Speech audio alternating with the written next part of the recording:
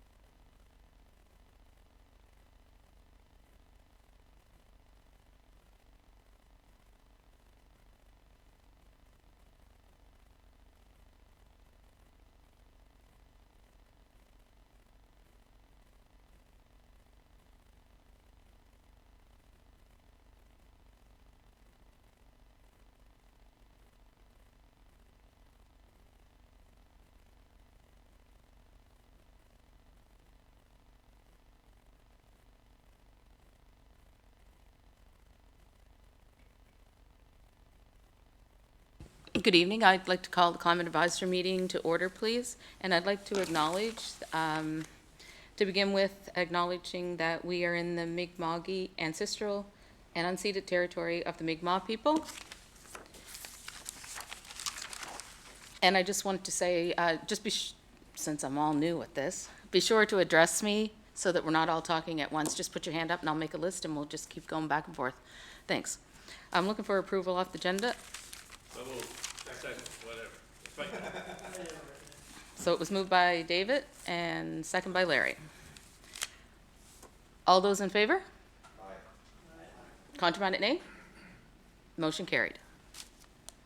Are there any errors or omissions or corrections to the minutes of December 20, 2023?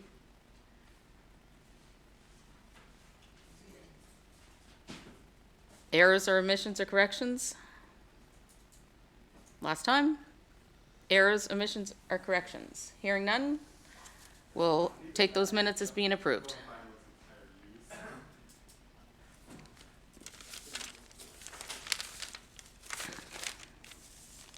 So we're going to have a presentation by Coastal Management Limited about Carbon Run project. And the presenters are, I think Shannon, is one of you guys? And the other one says Eddie Halfyard, but I'm assuming that's not him. Sarah Wong? Okay. So we're just waiting for the USB to load, I guess.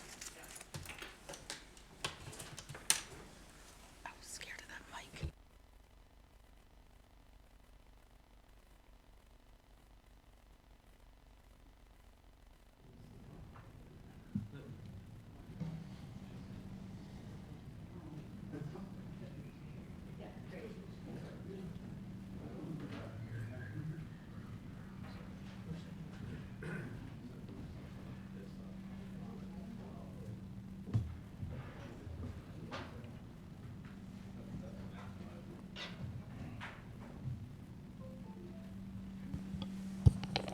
So I guess we'll keep our questions and comments and everything for the end, and we'll do the whole presentation. Is that all right with you guys?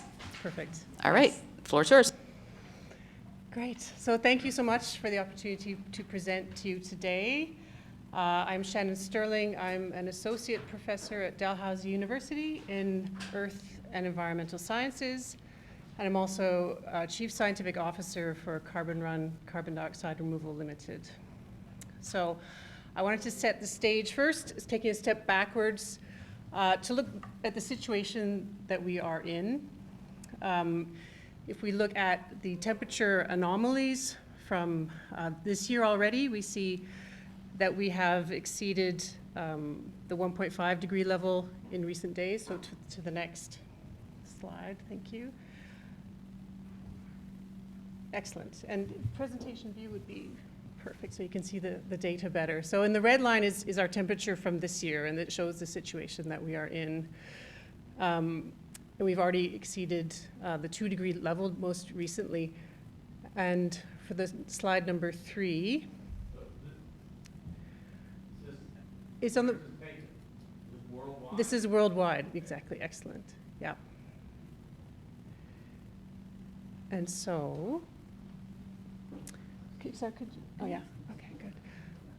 So the next slide shows the temperature trends from 1990 to present, and it shows that we have are approaching the 1.5 degree level. So we'll get there. So as you may know, as you are aware, in 2015, almost 200 nations agreed to limit our warming to 1.5 degrees Celsius under the Paris Agreement. And there they committed to, thank you, I can see that the data better now. So that's the temperature anomaly, that's the global mean average observed. And it's in the anomaly from pre-industrial times. So you can see where we are on the red line compared to even just last year, which was a very warm year, in the blue line. So the next slide shows the warming from 1950 to present. And we've already emitted enough CO2 to cross the 1.5 degree threshold in the next few years. So that means drastic and rapid emission reductions are needed. And for the next slide, but even with honoring the Paris Agreement, with all the emissions reductions commitments that we've made, if we follow through on that, we're still on a track to go to 2.4 to 2.6 degree warming. And this is based on model simulations. So what this means is that emission reductions aren't enough, and we need to actually actively remove carbon dioxide from the atmosphere to keep us within those safe limits. So that's carbon dioxide removal. It's a new technology, but we don't yet have enough capacity to do that, to drive down the volume of CO2 that we need. So there's an urgent impetus right now to create new carbon dioxide removal technologies. So next slide. So this is why I'm here today. There's a new made in Nova Scotia carbon dioxide removal technology that I'm going to talk to you about today. And it's called river alkalinity enhancement. And essentially what that technology does is it works through rivers, and by adding crushed limestone to the right type of river that dissolves completely, it draws down CO2 that's in the river that's come from the neighboring forest, and it converts that CO2, which would then degas to the atmosphere. It converts it into bicarbonate, which is the blue, the HCO3, and that's a stable form of carbon that's locked in, and then it's moved along the river to the oceans, where essentially it's there for long-term storage, meaning thousands of years. So that's the gist of this technology. And what's interesting about it is, for the next slide, that it comes from something that's been done for years already in Scandinavia and in Nova Scotia to restore river water from acid rain with the goal to save wild salmon populations. So as you can see from the images here, the green, those are silos that contain limestone, crushed limestone. And the water is, the river water enters into a mixing tank below, where it's mixed with the limestone, it dissolves, and then is re-entered into the river. So, and it's been done since the 1970s, so a lot of data collected, it's well understood, and there's been over 140 sites in Scandinavia with this technology. So in Nova Scotia, we also, as you probably, some of you may remember, we were one of the worst areas affected by acid rain. And we have not recovered as quickly in areas as we would have hoped. And one hot spot of that is the Eastern Shore. And for the next slide, this is the salmon populations have plummeted in key watersheds in Nova Scotia by 88 to 92% since 2010. And so the Nova Scotia Salmon Association has developed a liming program in the West River Sheet Harbor to aim to restore some of those remnant populations before they're extirpated. And this program consists of 2 lime dosers in the upper regions of the West River. It's marked, you can see by the star there. And it's been run since 2005, and Dalhousie University has been monitoring the water chemistry in partnership with the Nova Scotia Salmon Association in sites, you can see by the red dots down the West River and the Killag River. And in addition to monitoring the water chemistry, the Nova Scotia Salmon Association has been monitoring the biology and the fish response. And with the next slide, we'll show you that those are smolts, and the smolt population has tripled in response to this liming program since 2005. So our lab at Dalhousie University had the idea that this might be a good way also to capture carbon. So in that same watershed, we've been monitoring carbon fluxes. And the next slide will show that you'll remember that bicarbonate is the critical. If you can convert CO2 to bicarbonate by adding alkalinity, then it's locking it down. So, and we can measure that increase. So the yellow line is below the lime dosers, and you can see that it's become good carbon. It's much higher than the baseline, which is what would be coming out of the river without the lime doser. So what this means is that by restoring that river, they've actually also been able to restore the river's ability to channel the carbon to the ocean, which is really exciting. And so with that exciting idea, in 2022, we founded a company called Carbon Run. And the next slide will show you that we've been monitoring and seeing if there's other rivers that would benefit from this technology in Nova Scotia. And one of the rivers that we've been monitoring is in West River Pictou. And it showed us to be an interesting opportunity.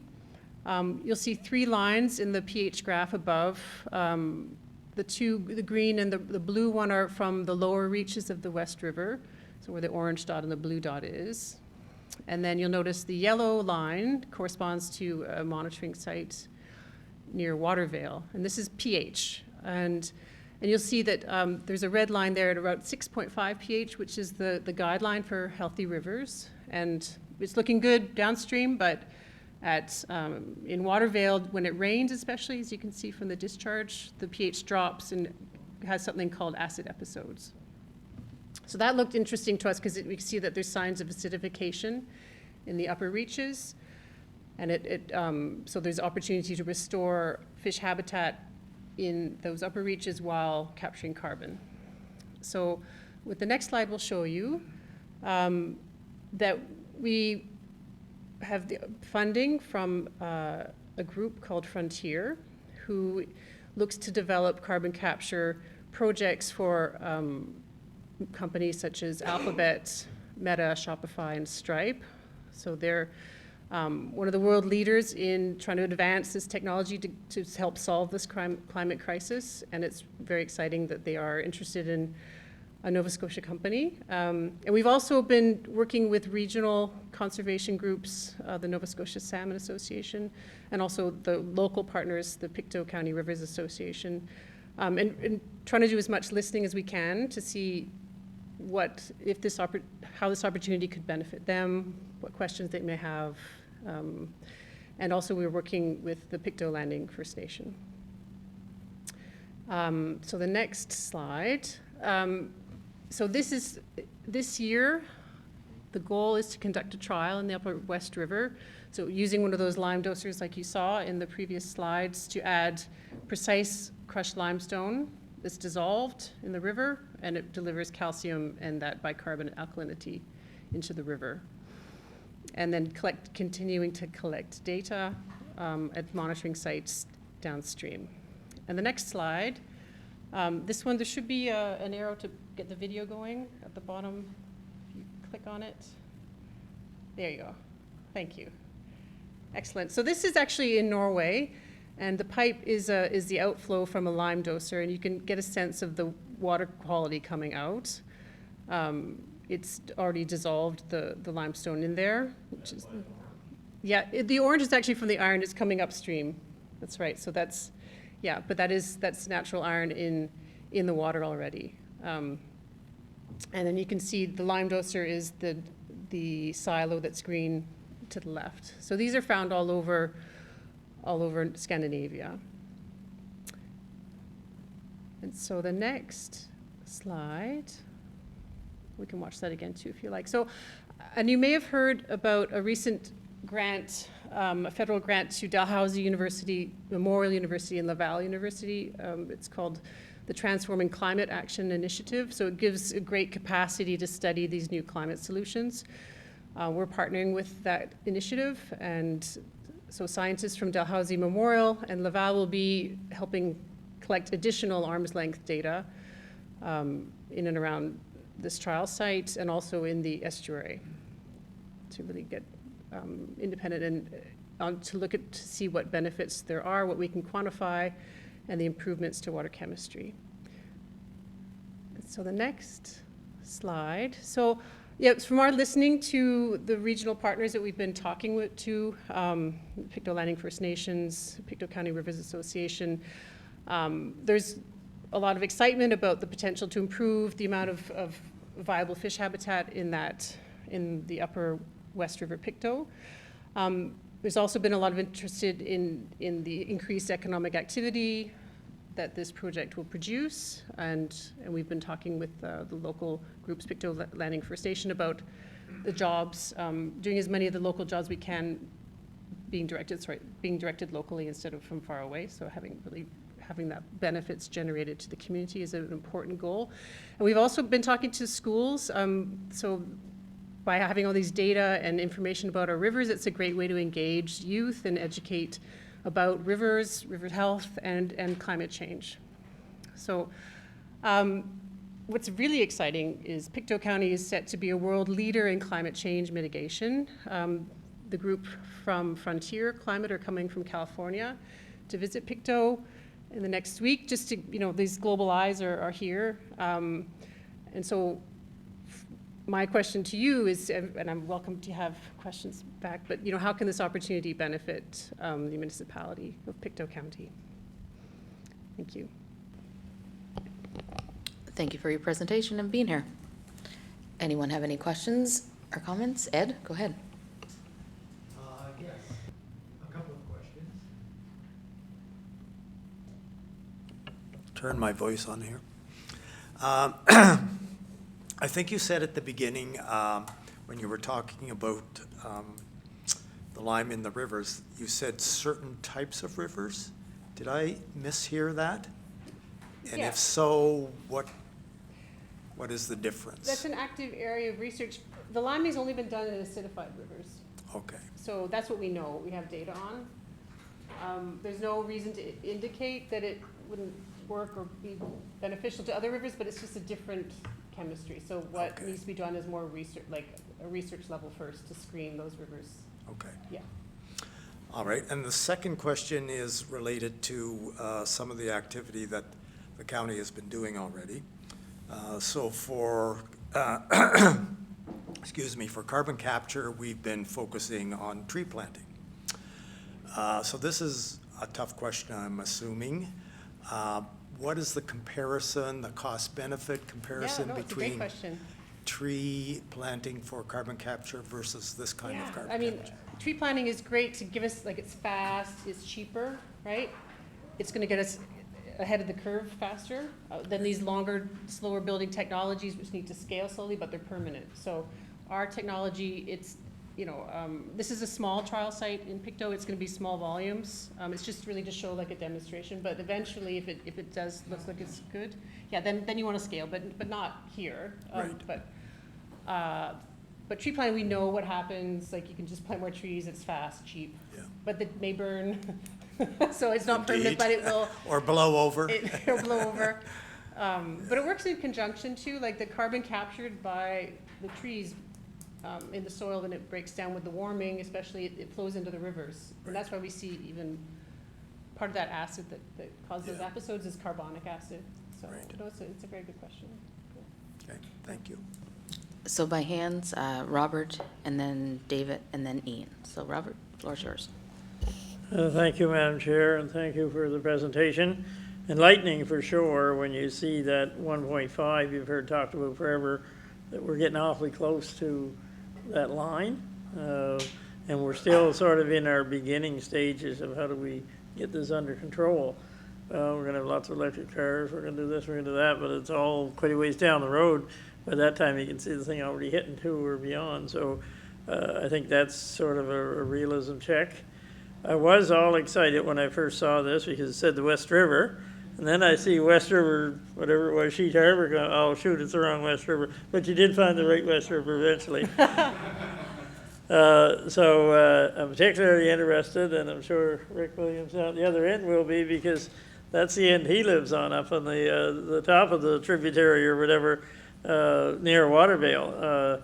So I just want to be clear on what the plan is for this year, is to put one of those silos somewhere, is it? Or how's the lime going to be introduced to the river? Yeah, so doing a trial with the silo, because it allows for more control over the dosing, and it can have a Is that a tank to do- temporary to do- structure, or how's that work? Yeah, it's semi-permanent. I mean, there's a concrete foundation in it, so the status on that is, so there's a private woodlot just south of the junction of the Watervale Where the tributary. bridge goes across there? Exactly, yeah. So, and the landowner there has been supportive in, So he'll be putting, somebody will be putting that structure Yeah. on his land there Yeah. beside the river? that's right, yeah. So no, I'm glad to hear it. That river is very important to salmon fishermen. Yeah, I live farther down that river, and come along about anywhere from the 1st of September to the end of September, when the water gets high enough. Nobody shows up until the water gets high enough. There's a lot of cars parked all on the road and up by the bridge, all to catch salmon. yeah. And they're not keeping them, it's all catch and release, so they better not be keeping them. That's the release part. Some of them haven't learned that. No, I think it's a great project, and I didn't realize the science of it. My brother Dave's one of the scientists, so, but the carbon you talked about, where it's coming from, so obviously the trees and the land, so the water runoff from the fields is where the carbon's coming from, that's then being fixed by the lime and go out to the ocean? Yeah, some of it's coming from, any of the rain that's coming through the forests and the soils, there's a lot of carbon that's like, trees respire CO2 too, and it kind of ends up in the soil water and then flushes with each So that's rainfall event. that's the carbon that we're capturing Yep, and sending it to the ocean for long-term storage. exactly, yeah. And your last slide or so, there was a question about what should we be doing as a county. I think we should promote the hell out of this, because this is a good news story on climate that we don't often hear good news stories. And I think it's particularly important to mention there about the children in the schools. Yeah, So we have a school in Salt Springs that's not very far from that site, but I think for the kids all across our county, it's a chance for them to learn, something more real about climate change than just something you hear on the radio. Planting trees is that good that way too, so we try to get some young people helping us plant trees, and so I think working with the schools is just an excellent idea. Yeah, we've never heard of lime dosing before now, so I think it'd be a really great idea to get this kind of information into the schools for all the kids to hear. yes, I have talked to Nancy, was put in touch with the principal at Salt Springs School, and talking to her about helping the teachers fit that into the curriculum, and yeah, it's more hopeful too, if I may say, because babies born now are going to be 70 and 2100. Like it's within our The lifespan earlier now, they right? learn Like, about this stuff, the better. yeah, it's. So we have yeah. two students with us see on our committee, both from Northumberland High School. They're sort of at the other end of the school Huh. spectrum, but we all have to learn about it. We're all students here, I guess. Great. David? Madam Chair, I have You're preparing? Yeah. a little bit of my background. Set the time?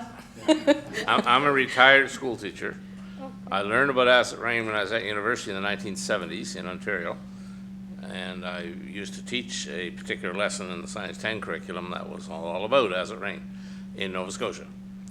So I have significant knowledge. I've known about the lime dosing tower on West River Sheet Harbor for, well, almost ever since I went there. Wonderful idea. I know exactly where this is. Almost all of the West River watershed, the upper West River watershed, is in my district.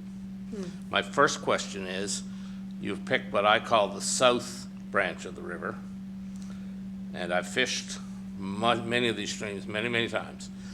The northwest branch, that's the 6 mile, 8 mile, 10 mile brooks, are by far the better salmon habitat. Okay, now you're talking about salmon fishermen. Yeah.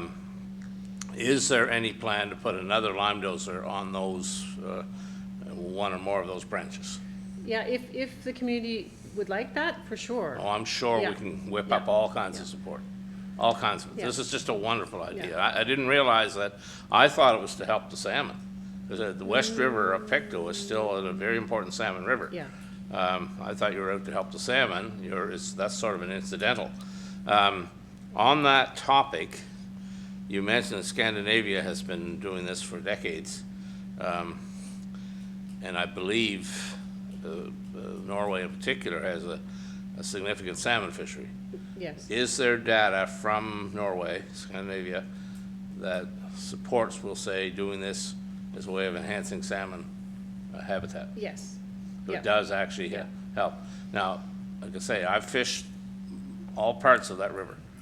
And there was a time, 20 years ago, where I would be catching more smolts, salmon smolt, or salmon fry, whatever you want to call them, than I would be little trout. It'll also help the other salmonids, right? It's not just salmon that it helps. It Right. helps the other salmonids. Yeah. Yeah, okay.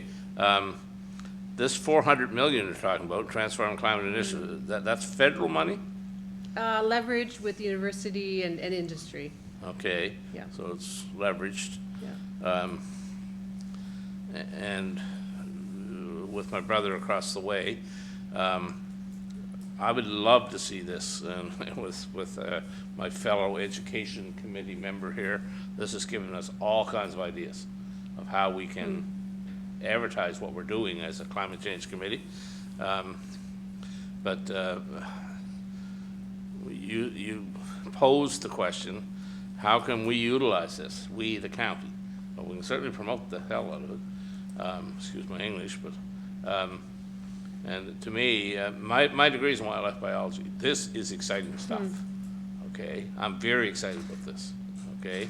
I also mentioned that our nephew, he is a fishery biologist. He's currently running the program at, is it Fishers? The one in Antigonish, the fish hatchery. And he's heavy into salmon promotion. He previously worked in the Yukon on that. But there will be tremendous support here. The road is in, is it not, to where this here doser's Correct. going? Correct. I saw it last summer, it's in my district, and I was asking a couple of the neighbors, they didn't know what it was. But I'm sure there will be very, very strong support, not just among fishermen, but among neighbors, and, you know, just a wonderful idea. Thank you Great, thank you. for your indulgence, Madam Chair. Ian and then Rick. Hi, my name is Ian McKay, and I'm a citizen member of this committee.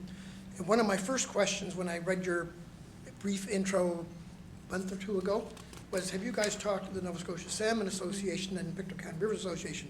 But then you mentioned Eddie, and I realized, so say hello to Eddie for me. Okay. My name is Ian McKay. He went to school with my son, so. Oh, okay. So I know Eddie quite well. And I was a director of the Nova Scotia Salmon Association. So Okay. Ed answered my first question, which was low pH rivers versus what we would consider to be normal pH rivers or good pH rivers in Nova Scotia. You don't have any data on that yet in terms of what the carbon capture would be in either one versus the other.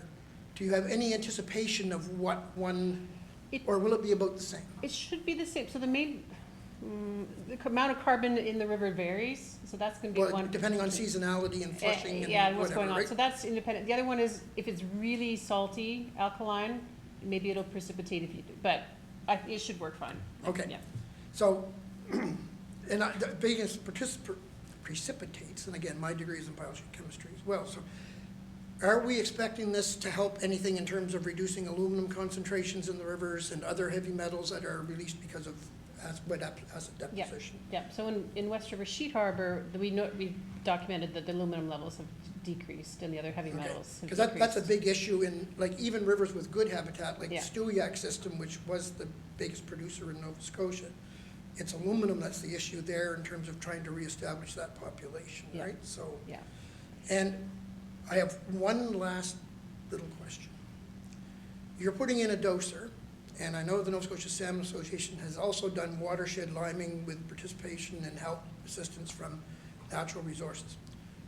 Is there any, are you planning on doing any watershed liming, which, for those who don't know, it's broadcasting lime or another high pH substance over the whole watershed, which you do once every 20 years or so, and then versus lime, which you have to apply lime truckloads every 3 or 4 truckloads a Yeah. year coming into the doser, right? Yeah. So have you looked at that, and is that possible down the road? It is, it's just hard to measure the carbon benefit, like to prove it. I can see it Because being it goes hard. underground, and that's, with this one, with rivers, it's kind of goes in a channel, and you can measure the difference quite well, and if it's too much, you can You put the can dose adjust it? down. But if, with the, we're measuring the impact from lime dosing, I'm sorry, catchment liming, and Right. we found 6 years later, oh, we didn't put enough on. Well, You know? I can So see it's that, but like- the point is that with dosing on a river, you're really just capturing that one stream, Yeah, yeah, yeah, whereas yeah. in the catchment liming, you are covering a much bigger area and probably capturing carbon on orders of magnitude more than you would in a river if you have enough lime on the surface, right? Or- Yeah, it's got its different advantages, and both are actually good strategies. Okay. So, in the carbon capture world, it's called enhanced rock weathering, and so it's been, the focus has been spreading lime on fields, or rocks, different, So- actually basalt, but yes. Well, and, yeah. and that's, Rex gonna talk about basalt, I know he is. But one of the things here that we have is a forestry problem in Nova Scotia. So Southwest Nova will probably never grow another forest, as I understand it. So we also have a very large producer of high pH materials that could be spread, right? In terms of the sewage sludge from Halifax, which Yeah. has pH, what, about 11 or something like that? And there really is no market for it other than it could be used to enhance the forest industry all over Nova Scotia. Yeah, yeah. So we do have trials with the province, Department of Natural Resources for that land-based liming in a forest trial that's coming up using basalt, and we're starting pre-treatment 1 year of measurement, so we'll be testing basalt and limestone and different minerals and seeing. Has yeah, anybody yeah. thought about using the dried waste from the Halifax harbor, from the Halifax treatment plant? Because again, there, it really is, it's been treated, there's not much in it other than it's got, like I said, a pH of about 11, and you can't use it on agricultural lands, Yeah, so forestry is about all that you got left for it, right? yeah, I think you're right, that's the new horizon is reusing waste, but right now it sounds risky, but it's more, We've had this waste for, Yeah. I mean, I Yeah. managed the assessment for the Yeah, yeah, Halifax yeah. Harbor Solutions Project, so I know how long that's been. okay, yeah. So, No, it's It's- certainly something, I mean, it's just another step of safety, like making sure there's no metals in there, and what are you putting in compared suppose. to, I mean, compared to limestone was? yeah, well, and not only that, with acid deposition, we're releasing heavy metals all the Yeah, time, right? yeah, So, no, very good points, anyway, very thank good you. points, that's excellent, thank you. Rick, go ahead. I'll get you to shut your mic off there, Ian. Thank you. Yeah, I would just want to tell the chair, I had the opportunity to get a sneak preview of this presentation, I guess about 6 weeks ago. My wife, in one of her walkabouts, went down the road to the lime doser site. There was I guess, a little sign there, said, for more information, contact, what she did, and the Shannon, Sarah, and Eddie were good enough to come out to our house one morning and explain the procedure. As we talked about it, one of the things that came out that really interested me as a policy issue, and I may have gotten this wrong, if I did, I'm sorry, but it seemed that funding for this process was available from some very large corporations like Microsoft. I saw Google or Alphabet up there. This is their way of buying carbon credits. As such, it was not a kind of an operation that was going to put a big train on funds for, say, a county council, for instance. Right. If you could maybe talk a little bit about that, I think might be interested. Yeah, it's exciting that it's not drawing on any tax, or local, it's not stressing, existing funding programs locally. The money's coming for this project is coming from the US via Frontier, which is exciting. Also some a UK group, and also, so it's new money coming into Nova Scotia, which is great. It's not drawing on existing government programs. So, yes, it's great. And there's a lot of goodwill there. They would really like to see this succeed. So if council, and sorry if I may digress, if that's okay, that they want the communities to see, they want to see that if there are benefits, to see them and make them happen. Because in order for it to scale this up, the communities have to be supportive and also benefiting from this, right? It can't just, so that's an important part. So there's a way, if you have any ideas, please let us know. Just before I let you speak, Ian, does anybody else want to speak that hasn't spoken yet? I have a quick question. It's a bit of a. I have it's not a big question, but it's more about the science of how you test the pH of the water for the dosing, because you talked about lowering and heightening the amount of lime you're dosing into the rivers depending on the pH. Because if you put too much lime in there when it's not acidified enough, then it won't do anything and you're wasting lime. What's the science behind the device that you use to figure out Well, that's a very good question. how much to dose? It's a big active area of research. So right now we have these kind of clunky ones that we have to calibrate every couple of weeks. So it's a continuous sensor. It's like what a microphone actually, and it's left in the river, and it collects the data and it stores it on board, and then you come every 2 weeks and download the data on a phone or a laptop. It's like And yeah, you're the one who, Sarah, you're the. it's like a glass electrode is the kind that we're using. So I think it like senses the ions, like the protons, and Yep. from that it can calculate the pH. But yeah. Yeah, so it's continuous, but there is it's an area of active research, so there's some new ones coming that don't need calibration, which are exciting. Maybe ask me a question. Yeah, that's great, thank you. Go ahead, Ian. Sorry to interrupt again, but it was more of a comment this time than a question, and it's that it's great that we have partners with deep pockets who are willing to do this, but what I find really disturbing, and it's been this way since 2003 when we started the lime dosing project on West River Sheet Harbor, is that our own federal government is not participating in this. In fact, they were dead set against the West River liming project because they were ready to write that salmon stream off as done, right?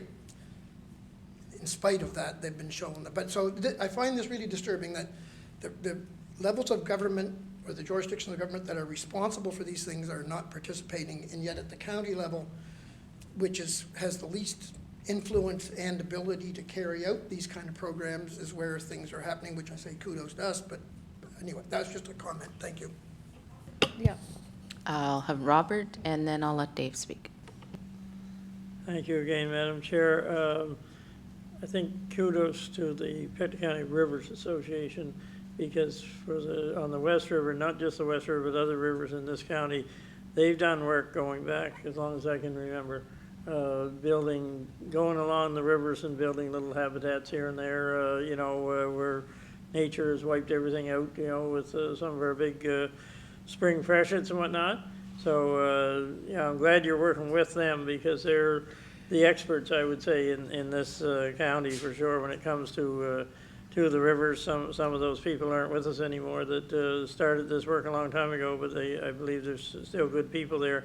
I did want to ask a question. When you showed, the different levels of whatever it was at the mouth of the river, the tributaries of the river up in Watervale and beyond, versus what it was, say, down at the lake in Lions Brook or Loch Broom coming through when the things are starting to widen out.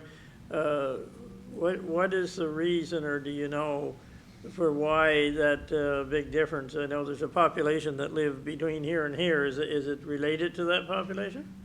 it looks to be the salt springs themselves, so we can detect like where those groundwater inputs are just near around the elementary school. There's Yeah. a big change, so there's an aquifer of evaporates minerals so there's groundwater flowing through that, just carrying a lot of those higher alkalinity minerals already. So So And that's that- probably why that- it's such a good salmon habitat there. I Yeah, well, imagine. they certainly love it, but, and thankfully our West River, and I'm not sure of the status of the Middle or the East Rivers, but, you know, is good salmon habitat for sure, and the salmon fishermen know that. But back to the, how do we make, what is it, how can this opportunity benefit the municipality of Pitkin County? I think we need to get our heads around that and try and find ways, especially, did you say there was people coming here next week or sometime from In a month. California? Next month? Yeah. Yeah, I think we need to work with our communications officer and whatnot and see, make sure we're there, make sure we can get some pictures with the people that come and explain in very common man's language, I guess, common woman's language too, what this could mean, what it means now and what it could mean. We're all looking for ways, like I said before, electric cars and everything to, you know, play our little part in the big picture. And I think, much like the tree planting, this is a way we can show that something's being actually done here. Sometimes, you know, when we hear about climate change, oh, those are big things, you know, those are beyond us. It takes big federal or international government meetings to solve these. That's mostly just talking hot air. So we need to do littler things on the ground. But again, we'll be needing your help, probably working, you know, with our communications people to make not just best use of it, but to make sure that the public understands it, I think. Thank you again. David? Thank you, Madam Chair.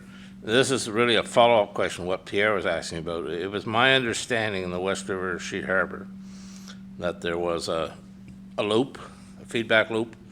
So the water pH was tested, and that would increase or slow down the dosing of lime immediately within, you know, a minute or so. Yeah.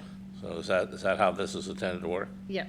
Yeah. Yeah. You So mentioned 2 weeks, and I thought, sure, they're not waiting 2 weeks to read the data. Oh, sorry. Yeah. Yeah.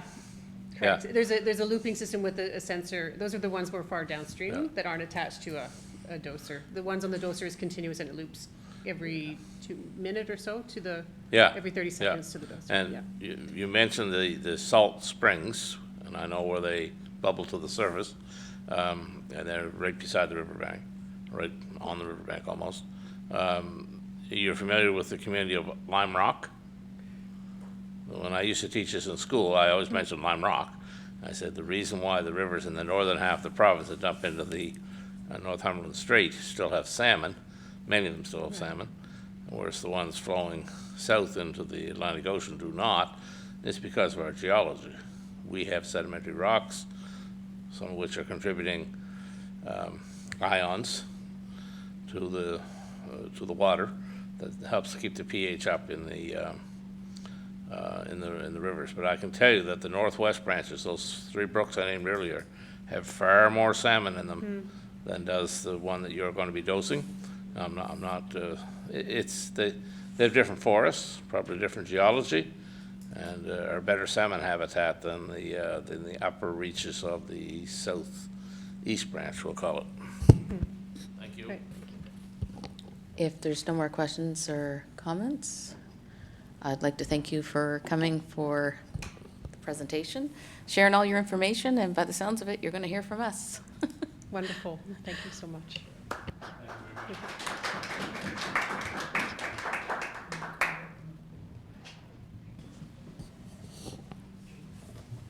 I guess we'll carry on with the agenda. The reports are next, and there's no motion required on the reports. And the tree planting subcommittee report would be next, and I believe that's you, David. That I have to confess that we did not have a meeting. I promised I would have one, but I have not. I will try to get one organized in the relatively near future. There's a couple things I do want to touch on, though. 3, actually.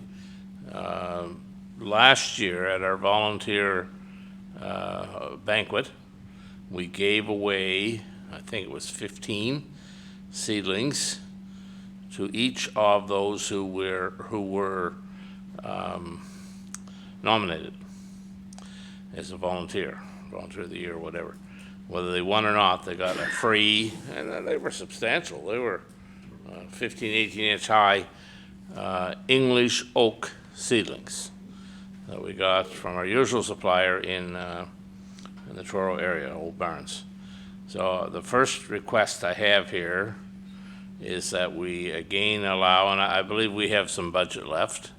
Is that correct, Brian? If we get it spent before the end of March? Yeah, we're only talking probably $50 or $60 here.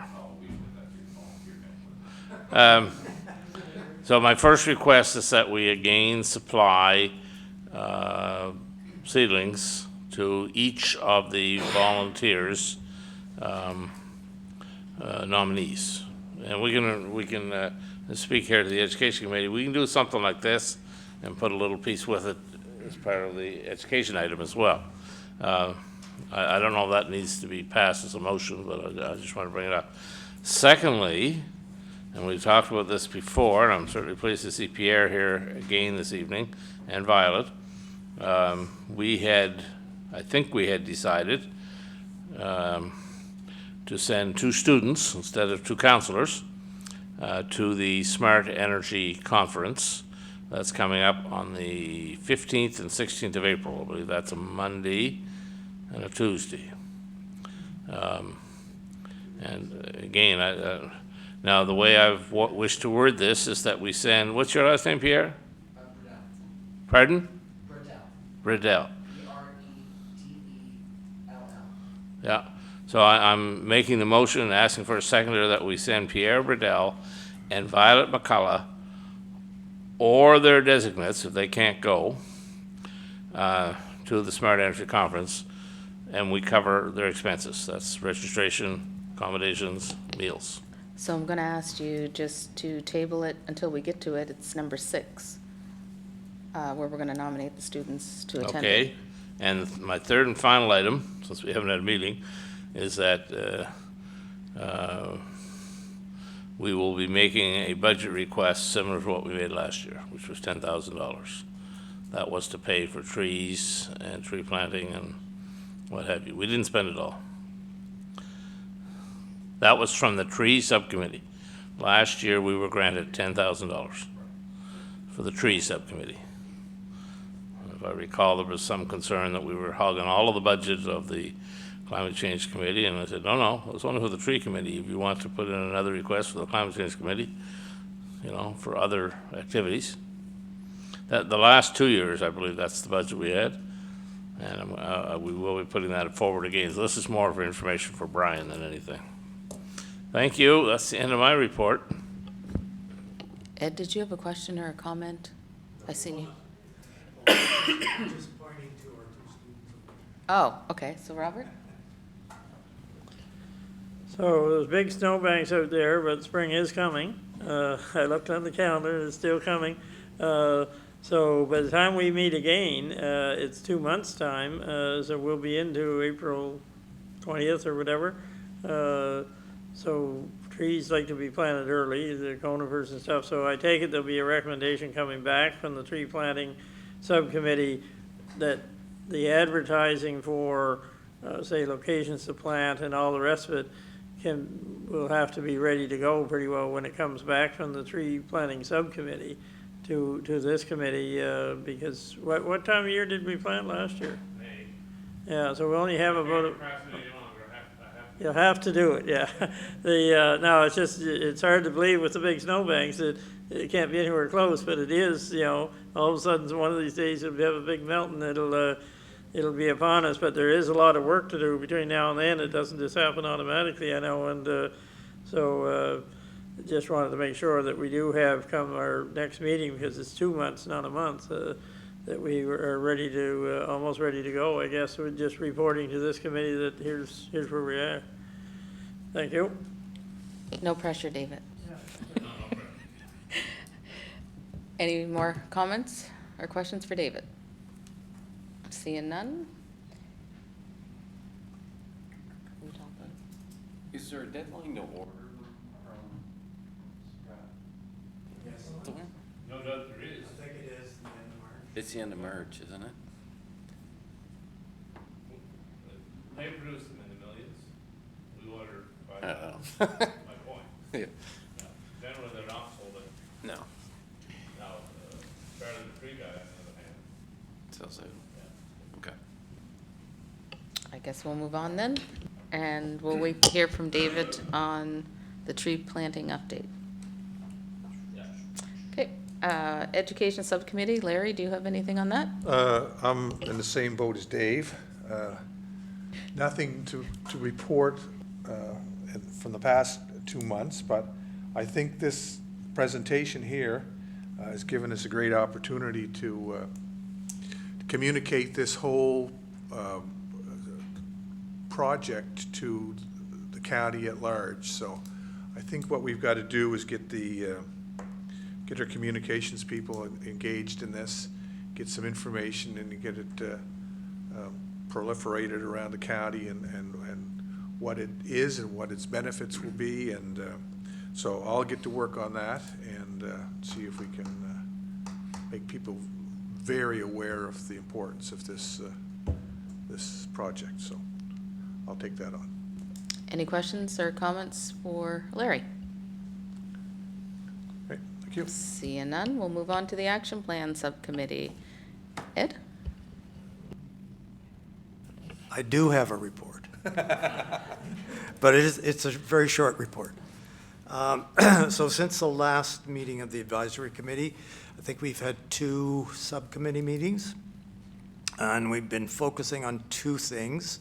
The first was the development of an online survey proposal, which I have a motion about in a few minutes.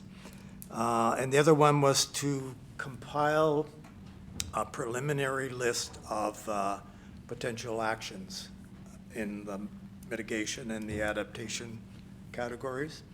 We're not ready to table that here because we want to do the online survey, get the ideas from respondents to that survey and compile all of that, and then we'll be bringing that back to this committee for discussion. So we circulated the proposed survey on January the 23rd, I believe, to all the members of this committee. We got two responses for ideas. Thank you to the 2 respondents. But the survey hasn't changed materially from the one that we circulated, so I would like to table a motion, Madam Chair, if I could. So, Shelley, are you ready? Okay, so the motion is to,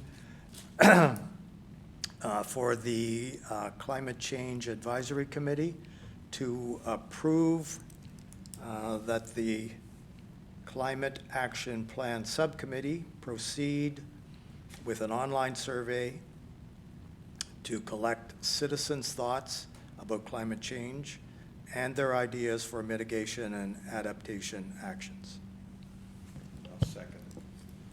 I'll second that to get it on the floor. So that was a motion put on the floor by Ed and second by Larry. All those in favor of that motion? They're asking discussion. You want it? Discussion. I thought you moved it first. Okay, who would like to go first? Well, there's 2 gentlemen over there that have their hands up. No, I was just gonna say, They're going to say aye. Good subcommittee members. They're jumping right up there. Robert was ahead of you then, and then Larry. I think this is an obvious first step, and it's also important to get that public feedback.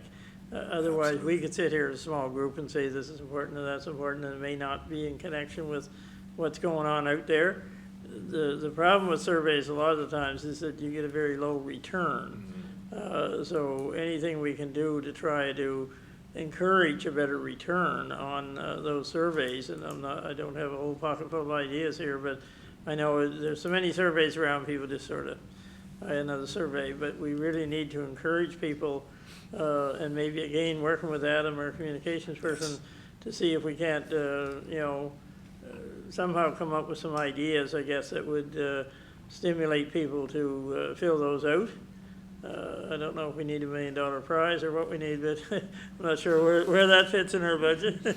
No, I know that surveys are important, but I know it's important to get, or difficult to get people to fill them out, so that's my sort of little bit of advice is anything we can do to encourage people to fill them out would be helpful.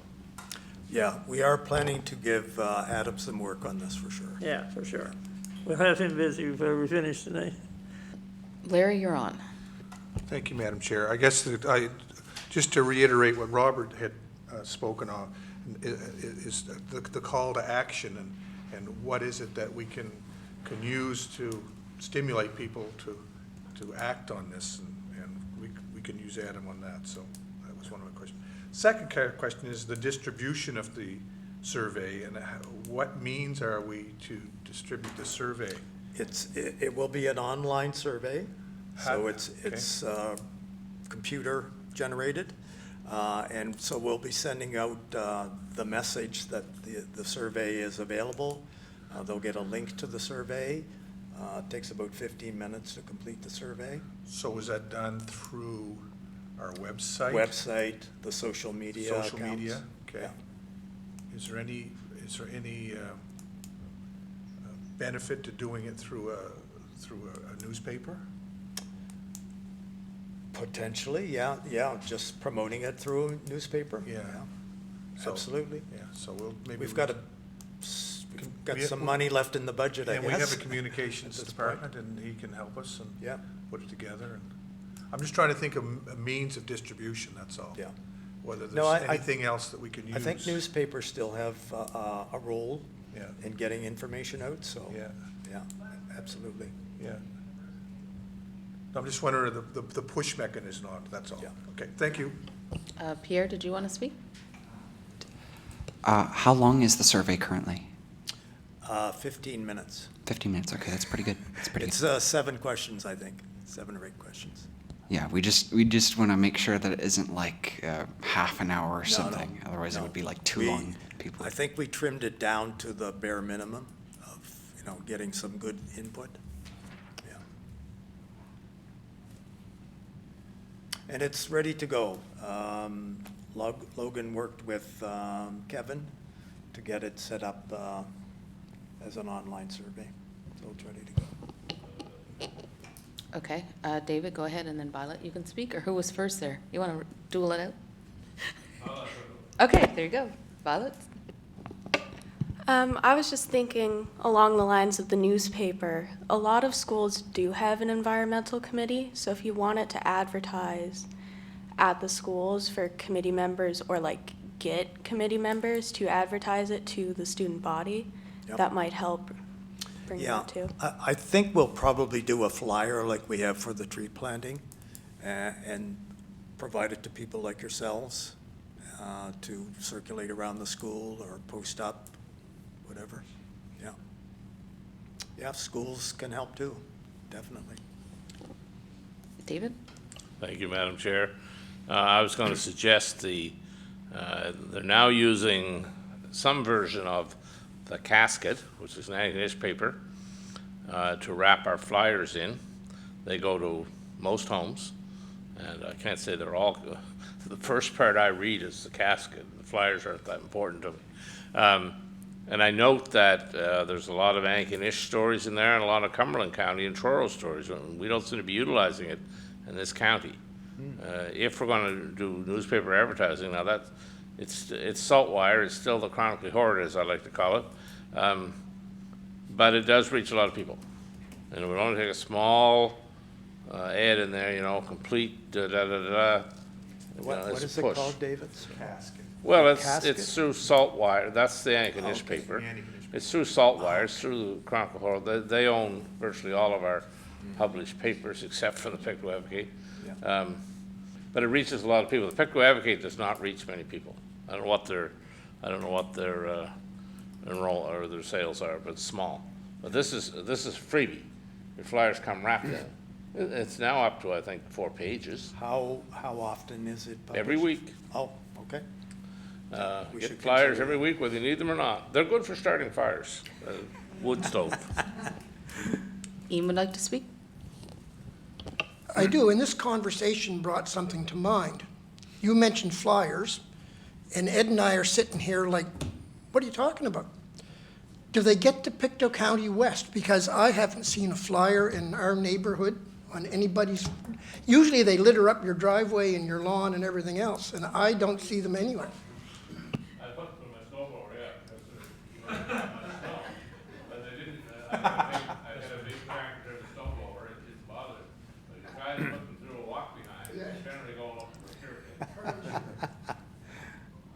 But we can inquire, but I know certainly in my area, they throw it in everybody's driveway. So Up in River John, Ryan and Millville, I haven't is seen this a one, even hardcover, like usually I see a one hard on newspaper? driveway, It's, I haven't seen one and it anywhere. comes out every week? Bag of flyers. I don't get it.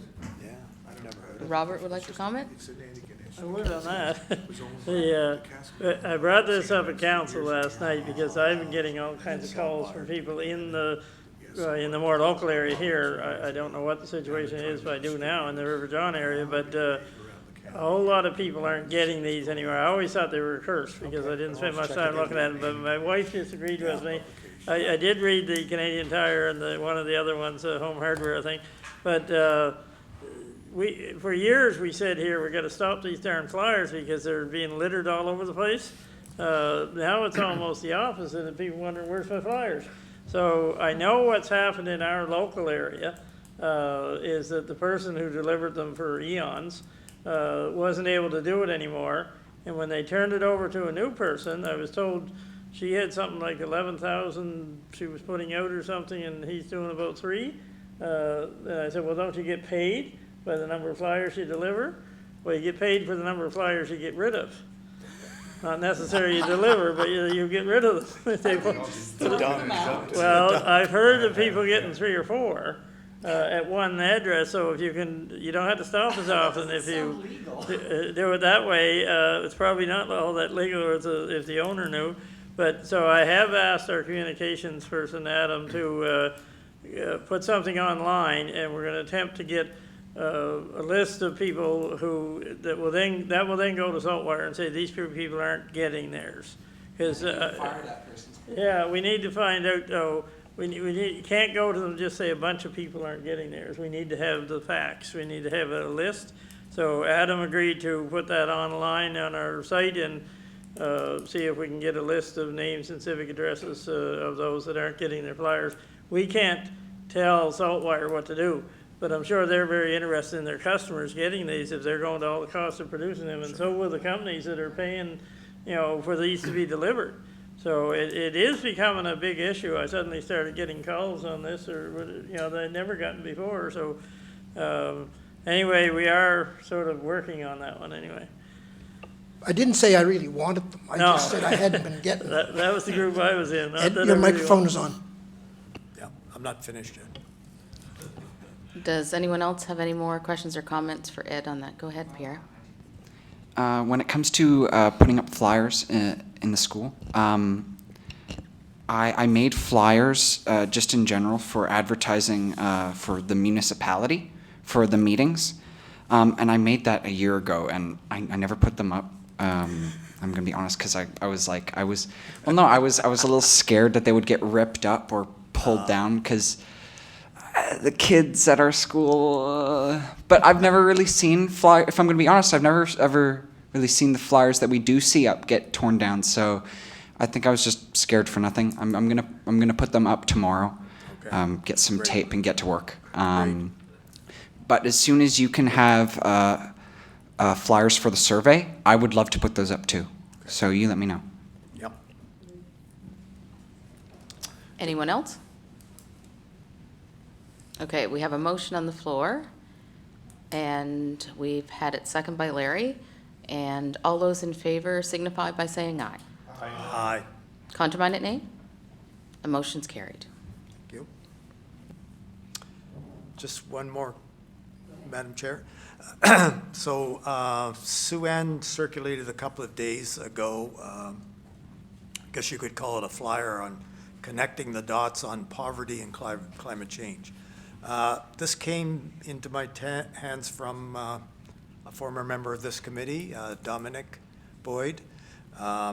And I think all I want to say about it is that moving forward in this plan that we are creating, the whole question of poverty and the impacts of climate change on people that have lots of means and people that don't have very much means is going to have to be an important part of the plan, I think. We have to take that into consideration in terms of the, the feasibility of the viability of certain actions that we have in the plan. So that was really the reason for just circulating it, just, something to think about as we're doing our climate change action planning. Thank you, Ed. Thank you, Ms. That was circulated in a separate email that Sue Ann attached separately after that was out. So if anybody's looking for it, it's not in the agenda package, it's separately. All right, so coastal erosion. Logan?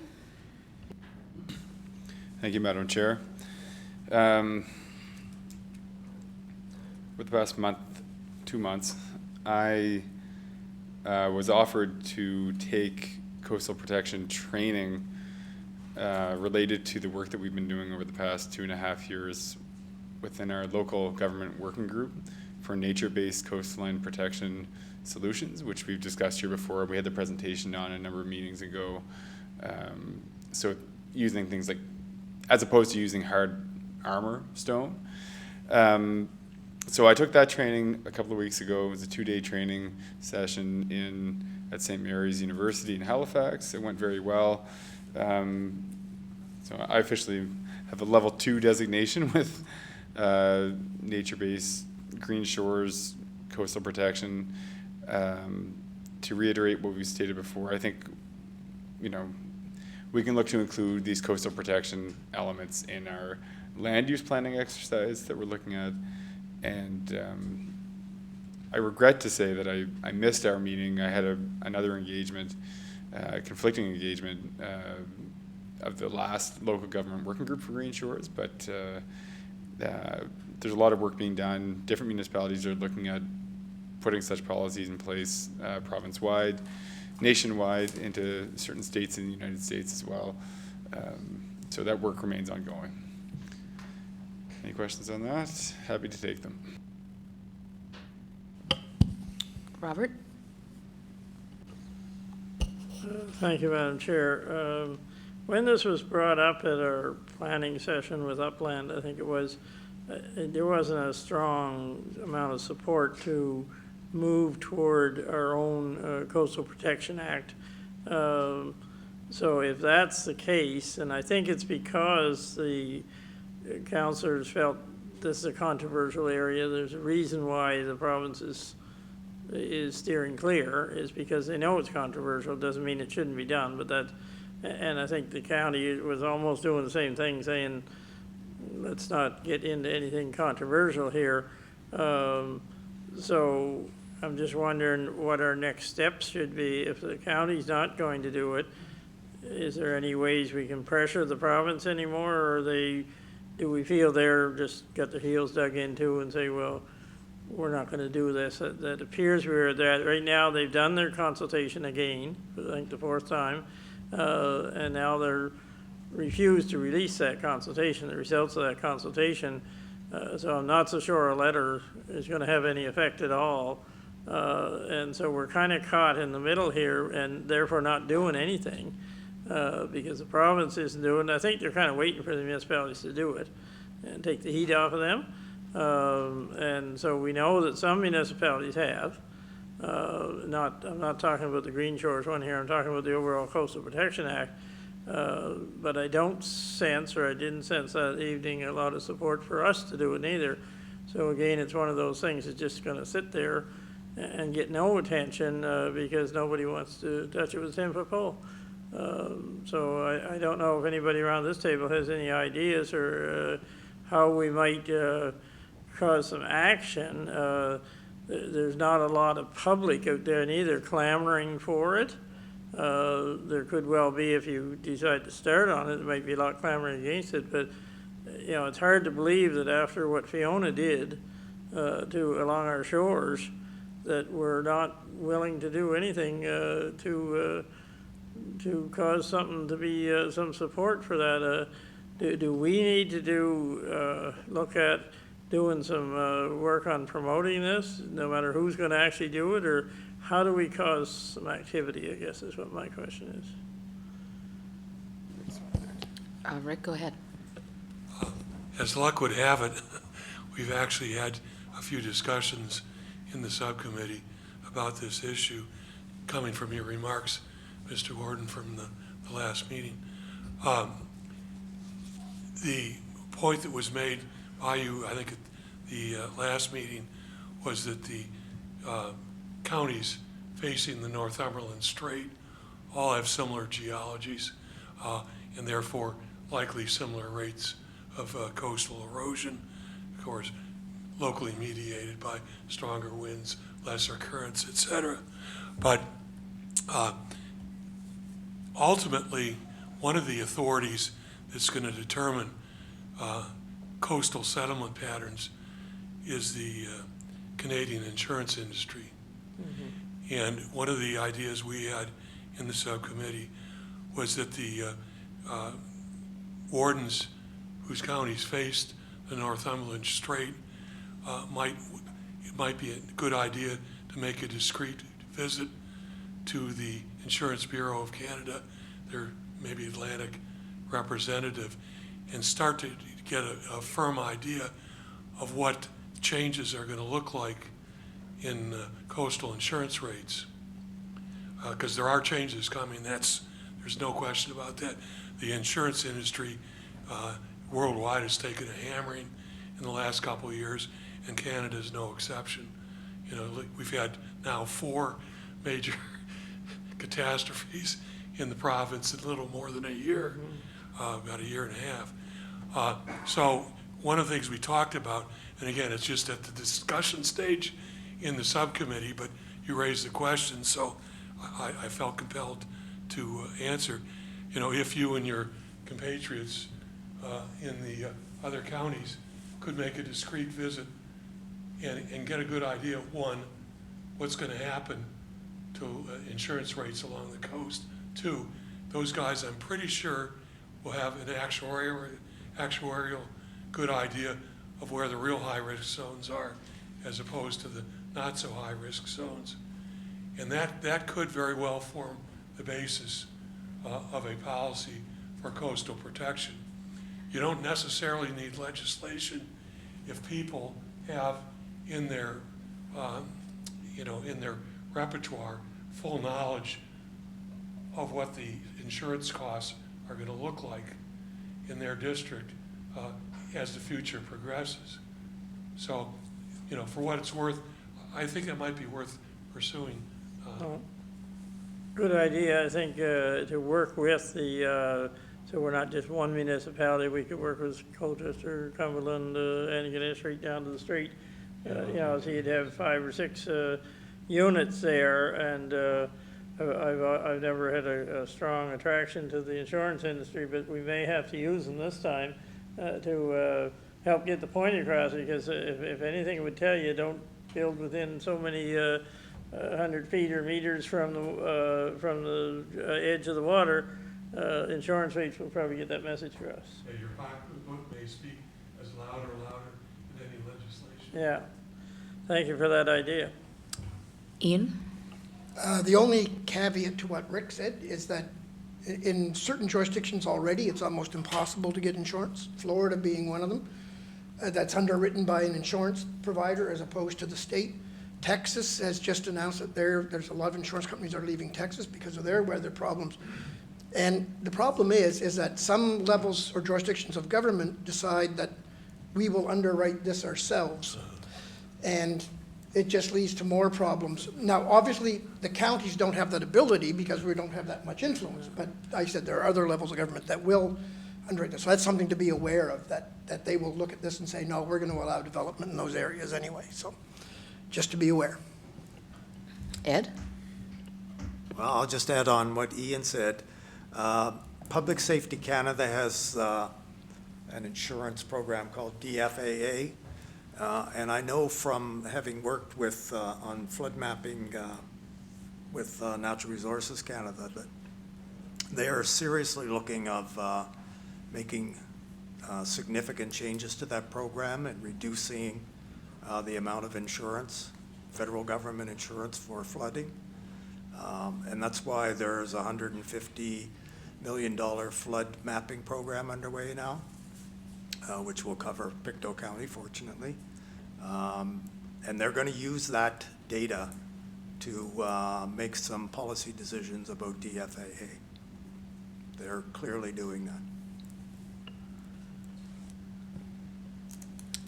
Anyone else? Seeing none, it's back to you. Thank you again, Madam Chair.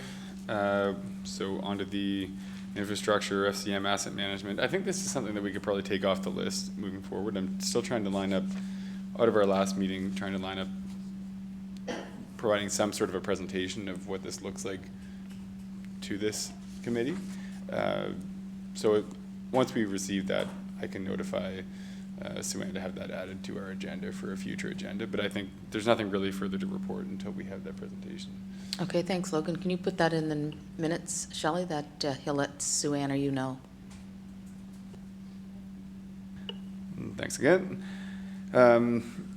So we're on to number 2, building improvements and fossil fuel reduction. It seems hard to nail down a consultant. We've heard back from one of the 3 that we had approached, had a bit of back and forth. They want some additional information from us. So I've reached out to another consultant as well. That first consultant, we're going to have further conversations.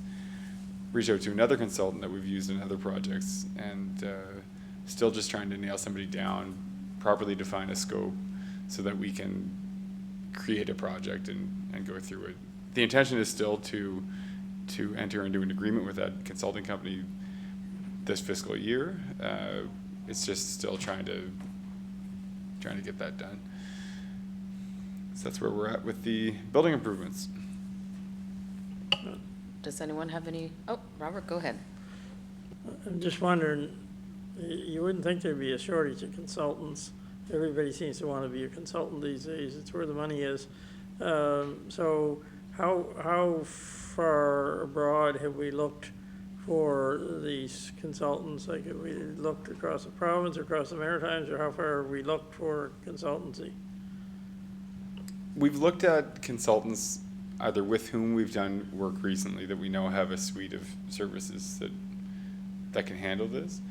We've also looked at companies that approached us about possibilities earlier on that for some reason haven't responded. But at this point, we've only looked at some of the larger firms around Nova Scotia. There are others that we can exercise. Like we have, like I can think of, 3 or 4 major consulting companies out of the city that we could focus on. They have less of a presence here, but they do work all over the province. So there are other big nationwide firms that we could approach that have offices in Nova Scotia to try to get this ball rolling faster. I'm certainly always have been strongly in favor of local, but I also know that for years when I interviewed people for jobs in our business, I didn't like to just have one interview. It didn't give me a lot of choice. And I think, the same here when we're looking for consultants. So if we're not getting them locally or people aren't showing interest, then I would recommend that we, go broader, because whether they're from Halifax or from here or wherever, property's a property, no matter where it sits pretty well. So they're looking at ways to introduce more efficiency or less climate impact from our systems. So I think we need to look farther. I know we're saying within this fiscal year, well, that leaves us about 6 weeks. But so I think we need to reach out. That's my opinion only, but I think we just need to reach out further. Ed, were you wanting to speak as well? Yes, thank you, Madam Chair. I'm just wondering about the process here. Typically for consulting work like this, there's a formal request for proposals with, you know, a statement of work and so on. Are we at that stage yet, Logan? Or are you still looking for kind of input from these people in order to structure a formal request for proposal? So, thank you for the question. We're not looking to do this through a formal request for proposals. We're looking to field proposals, but not follow we're following our procurement policy, but it doesn't require us to go through a formal public tendering process. So as long as we're sticking to our procurement, within our procurement limits for services, such as consulting services, then we don't have to put it out that way. That would slow down the process. You have to post that for at least 4 weeks, and there are different requirements around reporting on that as well. So we've had success in the past doing the 3-quote method, you know, and I mean, put it out to get more than 3 quotes, but at least get 3 quotes. That's how we follow our procurement policy. So that's the approach that we're taking right now. And certainly we will cast a wider net and just try to throw something out, get something that will stick and get a formal proposal back and crystallize around a good hard scope. Yep. Thanks, Logan. Anyone else have any questions or comments for Logan? Seeing none. So we have the PACE program update, which is, the information is enclosed in our package. There for everybody to see. It's dated February 14th. Does anyone have any questions, comments, or concerns on that update? Robert? Now, I'm glad to see we're going to be at the Petrie County Home Show. I think that was mentioned before, that you get a lot of people that are interested in the type of things that we're trying to promote. You know, that's the type of show they're going to be going to. But I'm just, we don't hear much, I guess, so I'm not sure, you know, it mentions there we're still waiting for our first customer. Whereabouts are we in terms of any uptake at this time? Is it about, this doesn't read that there's a whole lot uptake, and if not, do we have any idea why not? Brian, could you comment on that? I would ask Sue-Ann, but she's not here. Yeah. A number of applicants are kind of working through the process, but not at that sign-off stage type thing. The comment I would say that's come back from PACE, it's slower than they've seen in most areas that they've gone into. The uptake is not there to the same degree, using the same methodology has been used in every community, so it's just not grabbing hold yet. So the home show may be They may get the ball rolling. get it going. So, but there is interest there, but it's just getting the people to that final stage where we can sign the contracts type thing. So they are still coming in. We had one today as well. So, but it's just getting to that final contract and vendor sign off and stuff like that. So. And most of the interest is more on home efficiency than it is where we started, which is on the solar? I think so. That's where it seems to be going. The one today is like energy efficiency, window upgrades, things like that. So that seems to be where it's going, and that's what PACE had, people that, I guess we're switched now, but yeah. It used to be PACE. That's what they had seen as well, was that the solar was kind of almost like a niche market type thing, and then the bulk of it seemed to go more on the energy efficiency. So whenever you're not selling enough of anything, you go to promotion, and that's what the home show is. I know it's on our website or our social media pages and stuff, but I see radio advertising mentioned here. So are we going to move toward that, perhaps as a way of promoting more? Or? Yeah, trying to do all Yeah. avenues. Radio is very difficult because people listen to 15 different stations. Yeah, it's difficult, but I would say, like on the internet project, when we do our radio advertising, You have we more actually response. do get good pickup from our radio ads. It's better than newspapers anyway. Yeah, newspapers are kind of Yeah, a they dying don't do thing, much but, for you, yeah. so really it's just continuing to push it. The home show is probably a great opportunity where Might be it's the push-off that we one-on-one. need, hopefully, yeah. Yeah. Okay, thank you. Thanks, Brian. Go ahead, Ian. Thank you, Madam Chair. One of the things when I looked at this, I thought this would be an opportunity to promote the survey for climate change at the home show at the Pictou County, at the MOPC booth, but also, what about offering as a incentive, a free energy assessment as part of this? I mean, it's part of the process anyway, right, to have an energy assessment of your property done. Like, what would be a draw, right? A random, if you register, do the survey, do whatever, you get your name in a draw for a free energy assessment, which would get people thinking about it. It's just a thought. It wouldn't cost us all that much. I don't think, what's the energy assessment? Don't know. I don't think it's an exorbitant amount of money. Yeah. That's sort of what I was hinting at before, that we need an incentive. People call me on the phone and say, can you do a short survey? First thing I say, what's in it for me?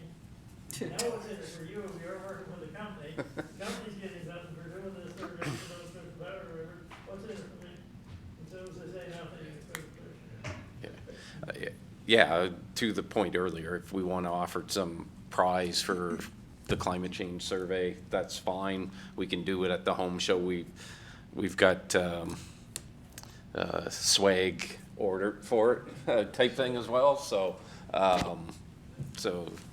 we have the ability to do some of that stuff. What's the date for the home show? April 5th through 7th. And it's a little different this year. Last year was a home and RV. This year, I think it's a home and outdoor. No RVs this year? No RVs this year, no. I think it's an outdoor show, so it's more So we win that raffle. your adventure motors type thing. So it's a little different this year. Pierre? So I have one question about the survey. What kind of specific kinds of questions are we putting in it? You should have a copy of it. It's in your email. Yeah, check your email. It went out on the I said it earlier, 23rd of January, I think. Went out to all the members of this. Anyone else on the PACE program update? It's very brief, and it's only semi-related, Madam Chair, to PACE, but we've had a little bit of interest in the community in general about some community solar projects. So if anything there should arise, we can make it to the attention of this committee as well, and ultimately to council, but likely not anything that would necessarily involve council itself, but just sort of good news stories for the communities on this community solar possibility. So we'll just keep that in our back pocket for the future.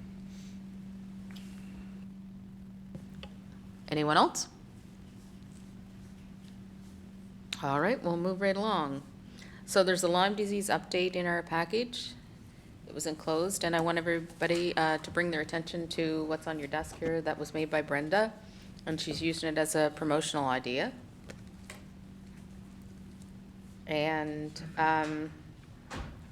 we also bought the 300 pins at a price of $385, and that's all listed there as well. So does anyone have any comments, concerns, or questions with the update on Lyme disease?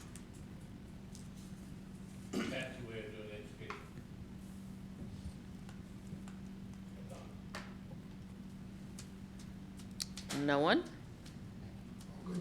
All right. So, the nominations of the 2 students attending the Smart Energy Conference, which is what David mentioned before, is taking place on April 15th and 16th in Halifax. And the agenda for that conference is included in the package.